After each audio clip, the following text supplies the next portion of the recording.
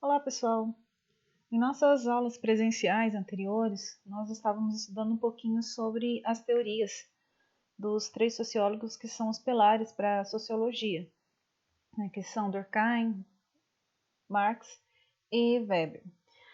Nós vamos ver que a teoria deles também vai influenciar nesse contexto aqui, que é o mundo do trabalho. Então, cada um deles, Durkheim, Weber e Marx, eles vão trazer explicações diferentes acerca do mundo do trabalho. Cada um baseada naquelas teorias que nós já vimos, né? Durkheim, divisão social do trabalho. Marx, que é a alienação dos trabalhadores. O que é essa alienação dos trabalhadores? Lembrando que está remetido àquela questão da força do trabalho. E Weber, o trabalho como algo que fornece uma sustentação, ou seja, uma consolidação maior para o capitalismo. A partir disso, a gente vai ter uma influência muito grande das revoluções burguesas. Então, o que são essas revoluções burguesas? Foram processos históricos que consolidaram o poder econômico da burguesia, né? Vimos que, anteriormente, tudo estava voltado ao feudalismo, ao modo de produção feudal. Então tem essa migração muito grande da zona rural para a zona urbana e com isso ocorrem esses movimentos chamados, né, de revoluções burguesas.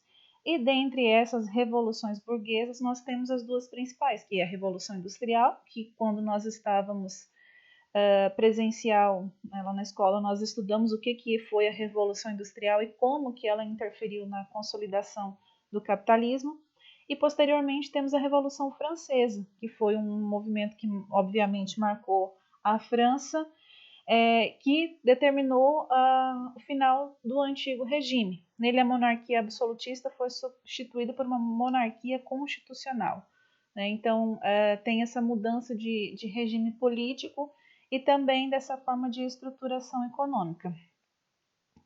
Dentre as teorias, temos a primeira delas, que é a função da divisão social baseada em Durkheim. Então, o que Durkheim fala? Ele concentra a sua atenção na divisão do trabalho. Divisão do trabalho, que cada um vai ter a sua função específica dentro de uma sociedade, dentro de um grupo de indivíduos. Essa divisão seria responsável pelo desenvolvimento de uma sociedade diferenciada internamente. Para Durkheim, quanto mais especializado o trabalho, mais laços de dependência se formam. Tá, mas como assim, professora? O que ele quis dizer com esses laços de dependência?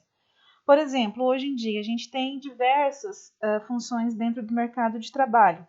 Essa multiplicidade de funções faz com que a gente dependa muito de outros serviços profissionais.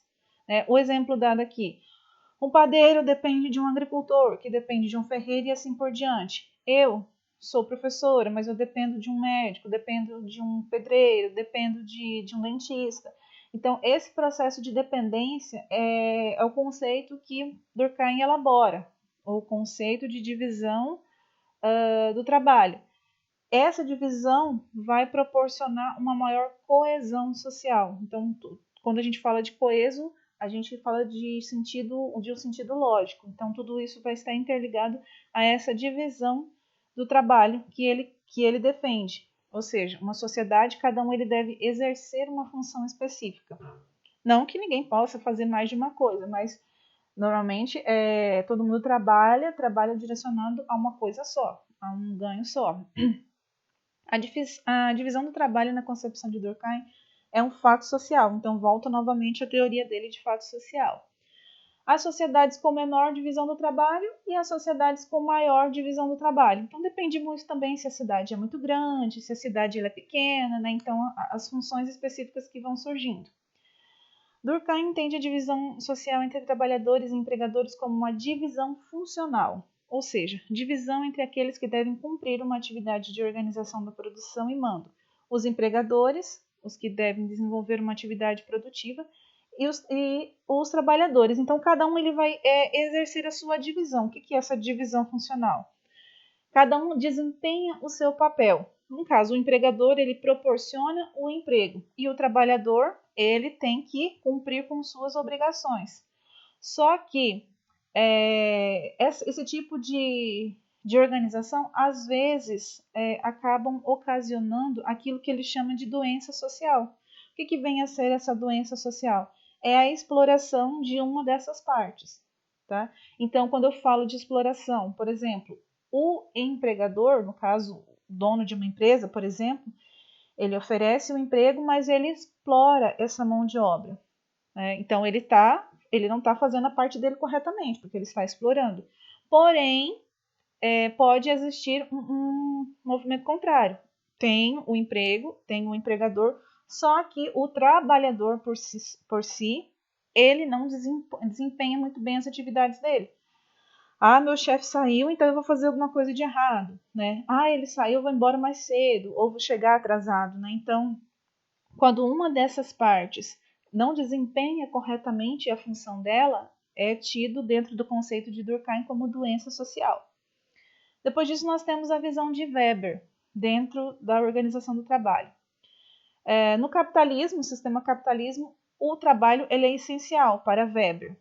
Ele se explica através do encontro entre o espírito capitalista de sempre obter mais lucros e uma ética cujo fundamento é uma vida regrada de autocontrole, que tem na poupança uma característica central. Né? Então, tudo em torno desse espírito capitalista, né? Que a gente até comentou algumas vezes, essa vontade de ter algo que muitas vezes não precisa ter. Né? Então, quanto mais eu consumo, mais eu vou estimular a questão capitalista. Max Weber parte de uma perspectiva diferente da de Durkheim. Segundo ele, não há algo geral e comum a todas as sociedades. Então, isso que Durkheim pregava, que essa forma de organização era comum a todas as sociedades, Marx não fala que não é. Né? Então, Max Weber ele vem trazer uma linha de pensamento um pouco diferente. Cada sociedade obedece a situações históricas exclusivas.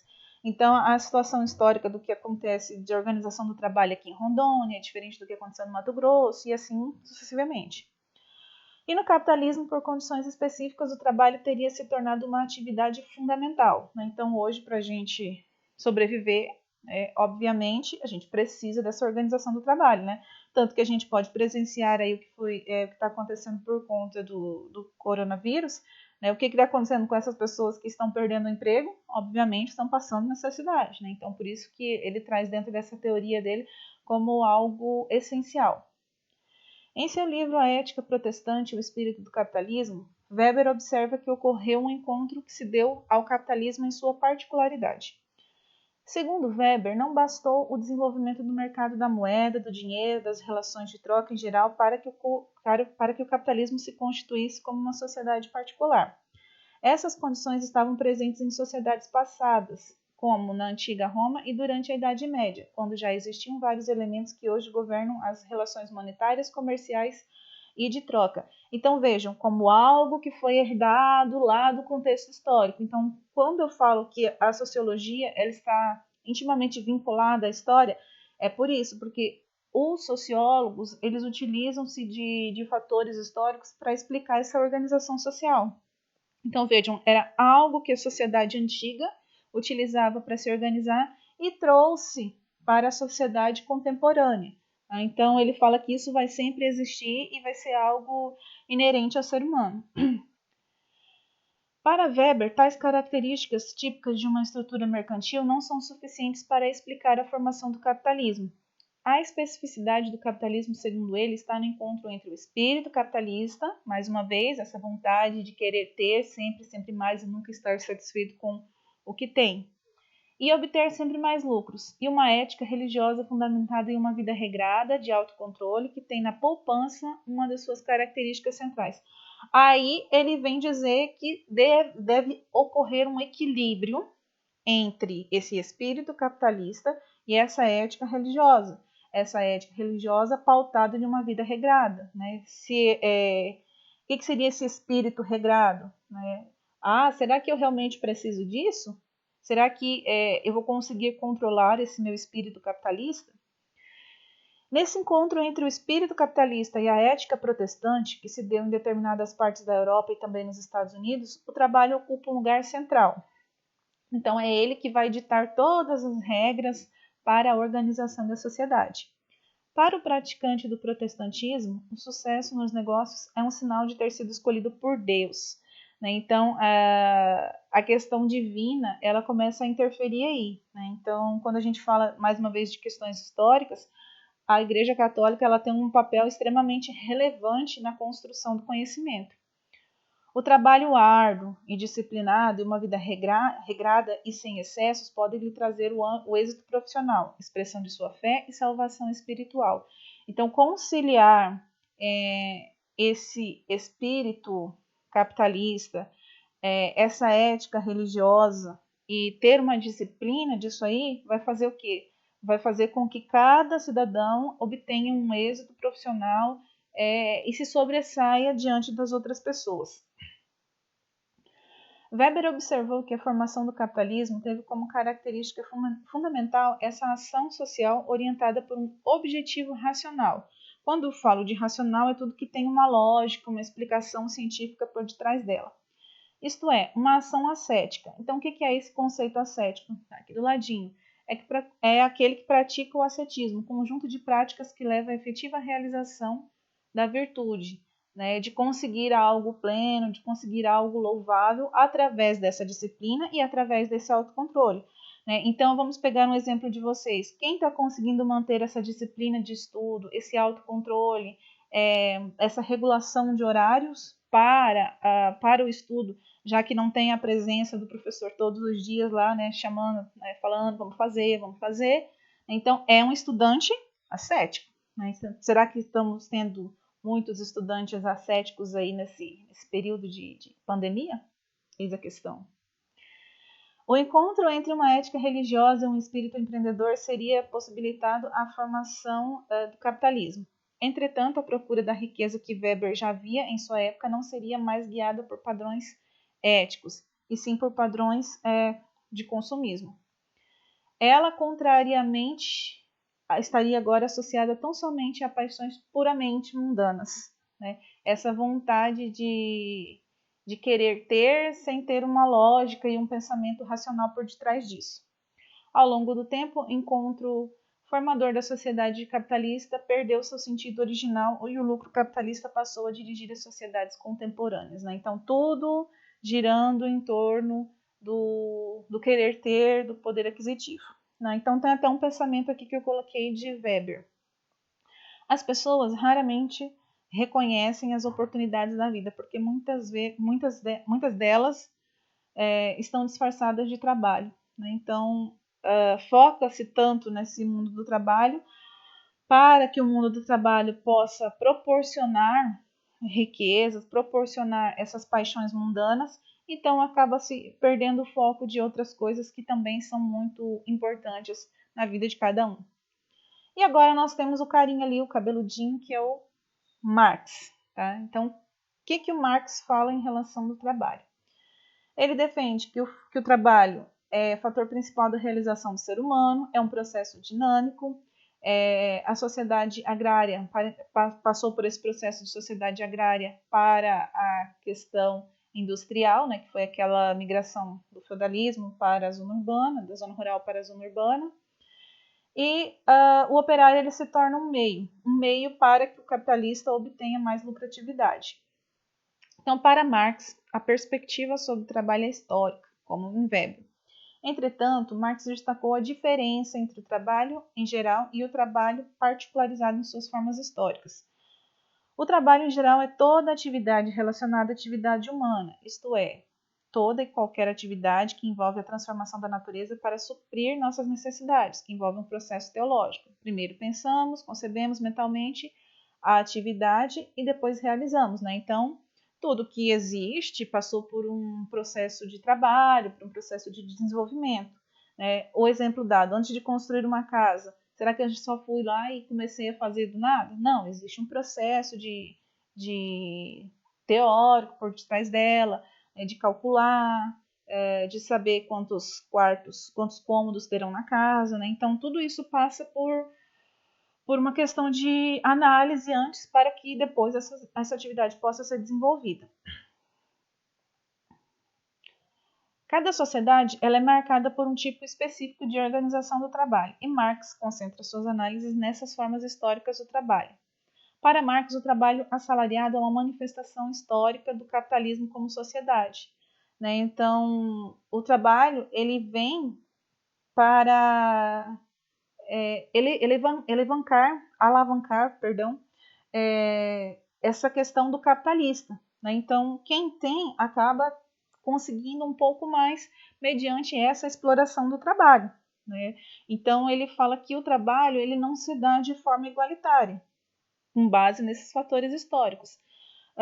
Isso acontece como? Por meio da exploração do trabalho, de pagamento de salários, e a sociedade produzir essa existência e essa permanência dessa exploração. Né? Então tem até o desenho aqui, né? Parabéns, trabalhadores. O que o trabalhador está fazendo aqui? Ele está sendo utilizado de uma forma indevida. Então, o trabalho assalariado é uma atividade central para a perpetuação das relações sociais entre capitalistas e trabalhadores. Qual a consequência disso tudo? Né? Como que a gente consegue perceber isso tudo dentro da sociedade? A dominação do trabalhador pelo capitalista. Né? Então, o capitalista ele utiliza essa força para que ele possa lucrar e para que ele possa se manter nessa divisão de classes.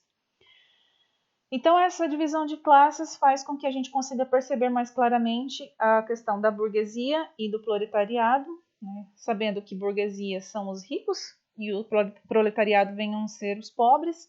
Né? Então, essa relação toda ela se dá com base nessa exploração do trabalho. À primeira vista, o trabalho assalariado ele pode ser considerado como uma atividade que ela é vendida pelo trabalhador em troca de um salário pago pelo capitalista. Porém, né, a gente sabe que essa relação ela se faz necessária, só que Marx fala que essa relação ela acontece de uma forma desigual, uma forma desonesta. Segundo Marx, a diferenciação do homem perante os animais se faz a partir do momento em que ele começa a produzir para viver. Entretanto, o ser humano não age apenas em função das necessidades, nem se guia pelos instintos, como fazem os animais. Então, que reflexão ele quer causar com isso? Então, a gente não trabalha para suprir as nossas necessidades. No caso, o capitalista, ele não está fazendo isso só para suprir a necessidade dele, não. Ele está fazendo isso para que ele se torne o poder maior ainda daquilo que ele já é, né? Para que ele tenha um capital, uma estrutura maior daquilo que ele necessita. Do ponto de vista das leis, regras e normas, foram-se construídas conceitos em torno da sociedade dominante, da classe dominante. Por exemplo, o capitalista ele tem um capital, o dinheiro, e com esse dinheiro ele vai montar um negócio. Né? Eu tenho dinheiro, eu vou abrir uma loja de bolo. O que vai acontecer? Eu vou precisar contratar um certo quantitativo aí de pessoas para trabalharem nessa minha produção. Aparentemente eu vou estar fazendo o quê? Eu vou estar oferecendo trabalho. E as pessoas vão precisar aí desse trabalho para suprir a necessidade da sua família. Mas eu vou remunerar os meus trabalhadores de uma forma injusta. Né? Mas daí entra aquela questão. Se o trabalhador ele sabe que ele vai estar trabalhando para mim, que ele vai estar produzindo, me ajudando a produzir meus bolos lá de uma forma injusta, por que eles não rejeitam o trabalho? Obviamente, porque eles têm uma família para sustentar. Se nós pegarmos mais uma vez um exemplo do que está acontecendo hoje em dia, a quantidade de pessoas que perderam seus empregos, né, por conta dessa crise. Será que se alguém oferecesse um trabalho, por mais que esse salário não fosse justo, a pessoa não aceitaria? Por mais que seja um salário mínimo, né, um valor um pouco irrisório? Né? Então, por isso que muitas vezes acaba vendendo essa força de trabalho por um valor injusto, como Marx assim defende. Né? Então, ele faz sabendo que é injusto, mas ele faz porque ele precisa. Nossa vida na sociedade capitalista depende, portanto, dessa exploração do trabalho salariado. Né? Então, não tem como fugir. Aquilo que a gente come, aquilo que a gente bebe, a forma como nos vestimos, tudo gira em torno do mundo do trabalho. Né? Então, acaba se tornando uma certa necessidade. Temos um outro conceito aqui, o último conceito que foi elaborado por uma socióloga francesa, uma mulher, Danielle Kergoat, onde ela fala sobre a divisão sexual do trabalho, né, entre divisão de homem e mulher. Primeiro, o princípio de separação, que divide as atividades masculinas das femininas. Né? Então, há algumas coisas que, teoricamente, só os homens fazem, como a gente pode pensar aí. Ah, um mecânico. Se tiver uma mulher mecânica lá, eu não confio em deixar meu carro lá, né? Porque o quê? E atividades desempenhadas apenas por mulheres.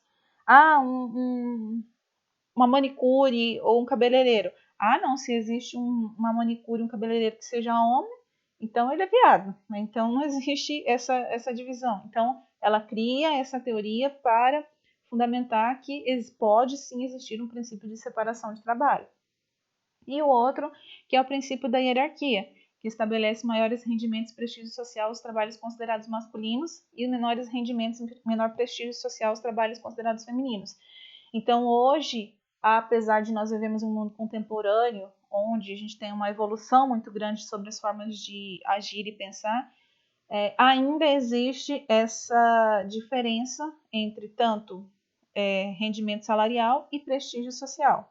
Aí temos aí um outro conceito que foi elaborado pela socióloga brasileira Helena Irata, né, que ela segue essa mesma linha de pensamento de Daniele Kerguá. Tá? E nas nossas próximas aulas a gente vai continuar vendo a questão do trabalho em si, baseado na questão de exploração e alienação. Ok? Tchau, tchau, gente. Até!